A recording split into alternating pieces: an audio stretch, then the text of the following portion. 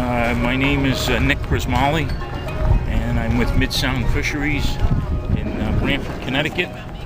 And this is where I operate out of. This is 50 Maple Street. Been here for 38 years. With your wife Arlene's Lobster Shack? Yes. Yep, that's her lobster shack. She kind of has been helping out the family finances since the demise of the lobster resource in 1999. So. Oh, what happened? When that happened? Well, we lost the lobsters as a result of a specific event in September of 1999, and we had a massive lobster die-off, in which there was a considerable amount of Hey, Jody. Considerable amount of research done, federal money spent on it, and nothing was ever concluded what actually happened to the lobsters. But the lobstermen believe it was the impacts of pesticides that were used in New York to fight the West Nile virus. Oh, really? And then that would just then wash down into the water. Well, we had a storm event, Hurricane Floyd, shortly within the time span, and we believe that it washed the chemical into the sound and had an impact on lobsters, because lobsters basically are bugs just like mosquitoes. They're from the same phylum. They're arthropods. So, and had a huge impact on them, and pretty much wiped out a large part of the resource.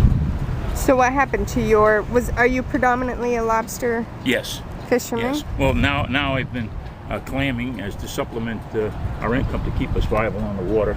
I mean, this is something I chose to do. I have a degree in law enforcement administration, was a policeman for 8 years, approximately 8 years, and I just got involved in this. And my thought in life has always been, the only regrets we have in life are the chances we didn't take or do. And this was one of them, and I always wanted to do it.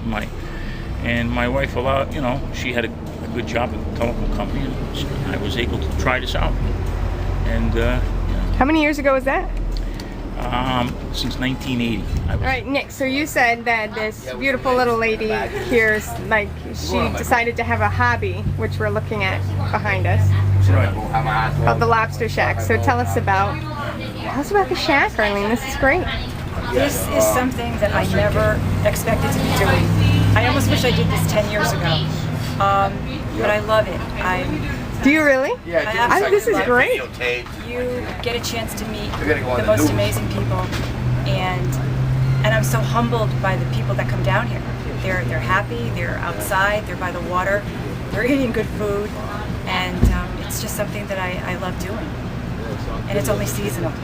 So there's a light at the end of the tunnel. So you're here and then you get to go relax for a few minutes. Rumor has it that you have some pretty highly awarded lobster rolls based on road food and consumer reviews, and they're very good. And you have steamed clams, I see, which comes right off of Nick's boats, right? And that's such a hit. People love the clams. They love Nick's chowder. Nick's not a cook, but let me tell you, he makes the best chowder ever. Really? So they he tell says, me. grinning. So oh they yeah. tell me.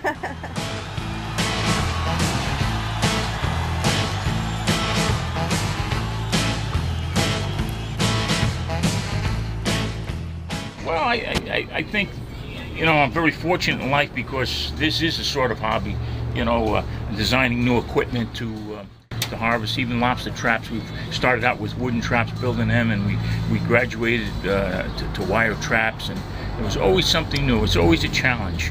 I guess the theory is you're always looking for the better mousetrap to catch them, and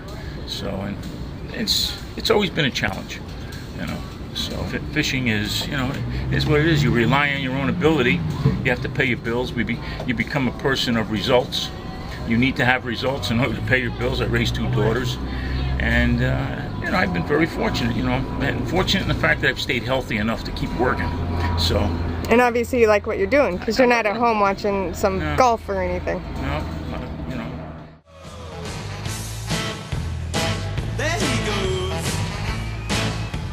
Look at that.